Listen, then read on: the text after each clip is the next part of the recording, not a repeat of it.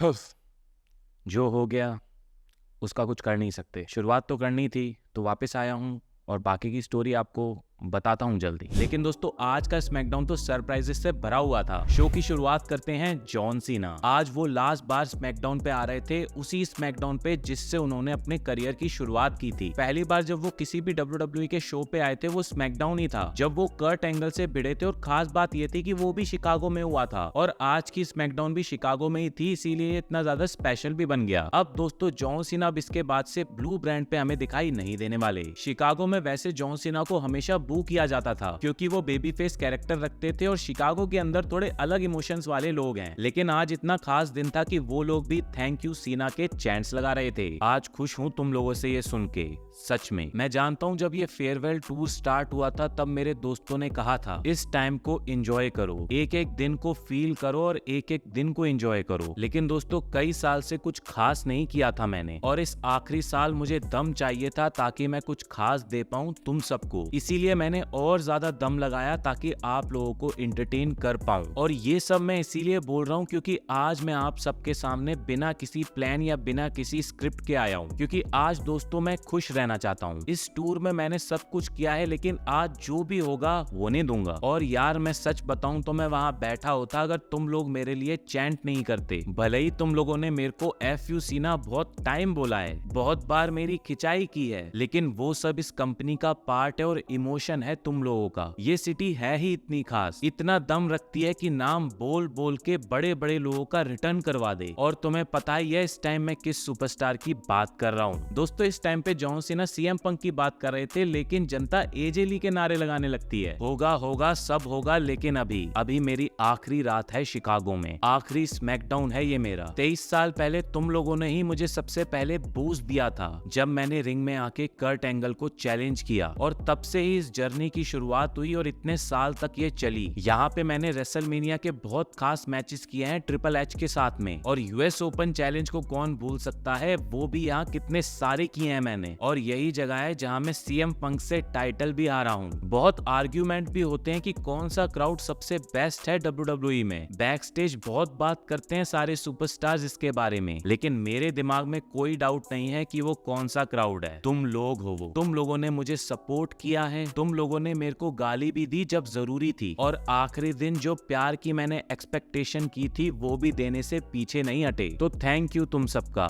Enjoy करो तुम सब। तभी दोस्तों वहां पे आ जाते हैं सैमी ज़ेन। आज सैमी ज़ेन के लिए क्राउड थोड़ा सा अलग था क्योंकि सैमी ज़ेन को सब लोग बू कर रहे थे। मुझे लगता है सबको उनका US टाइटल का ये रन पसंद नहीं आ रहा है। यार मैं यहाँ कुछ बीच में घुसने नहीं आया हूँ, लेकिन यहाँ मैं तुम्हें थैंक्स बोलने आया हूँ बैक स्टेज के हर सुपरस्टार की तरफ से। और थैंक्स जॉन जो तुमने मेरे लिए किया। तुम्हारी पहली स्मैकडाउन शिकागो में थी और आज अपनी आखिरी स्मैकडाउन भी शिकागो में ही कर रहे हो। मैंने भी अपना पहला US टाइटल का मैच तुमसे ही किया था और अब मैं यहाँ US चैंपियन बन के खड़ा हूँ। तुम्हारे US ओपन चैलेंज के बारे में तो सबने सुना है, अब मैं भी ऐसा करना चाहता हूँ जॉन। मैं करना चाहता हूँ Sami Zayn US title open challenge, सिर्फ तब अगर आप मुझे परमिशन दो। फाइटिंग चैंपियन सैमी ज़ेन जैसा अगर ये करना चाहता है तो बहुत सही है भाई, कर कर मौज ले। थैंक्स भाई। लेकिन रुको भाई, 10 साल पहले मैं बहुत मुश्किल से सरवाइव कर रहा था, तब तुमने मुझे एक मौका दिया था। आज तुम जा रहे हो तो मैं भी तुमको एक मौका देना चाहता हूँ। अगर आज तुम्हारी आखिरी स्मैकडाउन है और आखिरी बार हम लोग आमने सामने हैं, तो मैं तुम्हें देना चाहता हूँ US टाइटल के लिए एक आखिरी मैच। और ये मैच कोई अगले महीने नहीं, कोई अगले हफ्ते नहीं, बल्कि आज अभी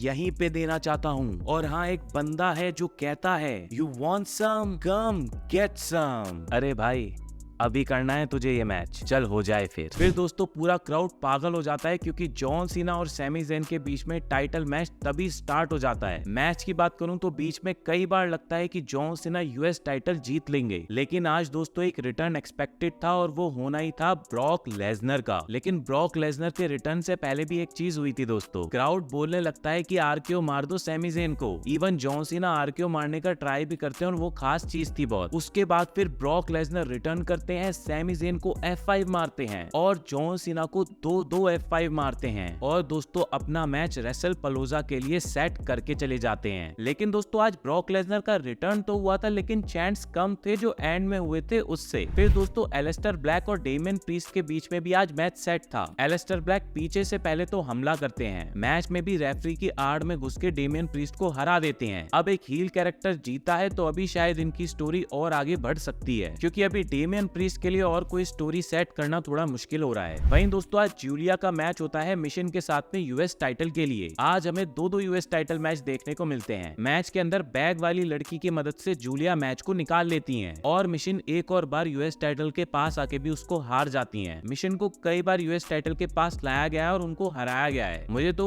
वुमेन्स रेसलर्स की सैमी ज़ेन लगने लगी है। लेकिन बात करें अगर इस मैच की, तो जूलिया के अंदर अभी बहुत पोटेंशियल है यूएस टाइटल बने रहने का, और अगर अभी वो यूएस टाइटल को बहुत लंबे टाइम तक होल्ड करती है तो वो बिल्कुल भी गलत नहीं है। बैकी सुन। अरे निक कैसा है बे? बैकी तू यहाँ क्या कर रही है? वैसे ही आज बहुत कुछ चल रहा है, तुझे पता तो है हम शिकागो में हैं आज, और पंक भी है यहाँ पे, तो कुछ बुरा हो सकता है, थोड़ा ध्यान रख। और कोई भी टाइप का इशू क्रिएट करने की कोशिश मत करना, इस चीज का भी ध्यान रखना। वहीं दोस्तों फिर क्राउड के अंदर से सेथ रॉलिंस एंट्री करते हैं। हाँ जी, शिकागो। आज रात को हम सब लोग देखेंगे हिस्ट्री बनते हुए, जब सीएम पंक को यही मारूंगा मैं तुम सबके सामने। और उसके लिए अब मैं बुलाना चाहूंगा WWE की बेस्ट फीमेल रेसलर को, तुम्हारी इंटरकॉन्टिनेंटल चैंपियन को, और मेरी सेक्सी आयरिश वाइफ को बुलाता हूं तुम सबके सामने, मेरी बंदी बैकी लिंच। फिर दोस्तों बैकी लिंच की एंट्री होती है और सब लोग एजे ली के नारे लगा रहे होते हैं। इसको देख के बैकी लिंच गुस्सा हो जाते हैं और जितनी भी स्पोर्ट्स टीम शिकागो की हैं, उन सारी टीम का लाइन से नाम लेती है और उन सबको यूसक बोलती हैं। फिर उसके बाद सीएम पंक भी वहां आते हैं। ये तुम्हारे बारे में नहीं है, तुम्हारे उस पति के बारे में है, जो साला वहां पीछे छुपा हुआ है। कभी पीछे छुपता है अपने छपरियों के, कभी पीछे छुपता है पॉल हेमन के, और अब तो पीछे छुपने लगा है अपनी वाइफ के। फिर दोस्तों बैकी लिंच उनको टीज करने लगती हैं कि कैसी लगी थी, दर्द हो रहा है क्या अभी तक, और फिर से सीएम पंक के ऊपर थप्पड़ों की बरसात कर देती हैं। फिर वहां पे सीएम पंक पीछे हट जाते हैं क्योंकि वो लड़कियों के ऊपर हाथ नहीं उठाते, और फिर वो वक्त आ ही जाता है जिसका सब लोग वेट कर रहे थे। एजे ली का म्यूजिक बजता है, एजे ली का रिटर्न हो जाता है WWE में।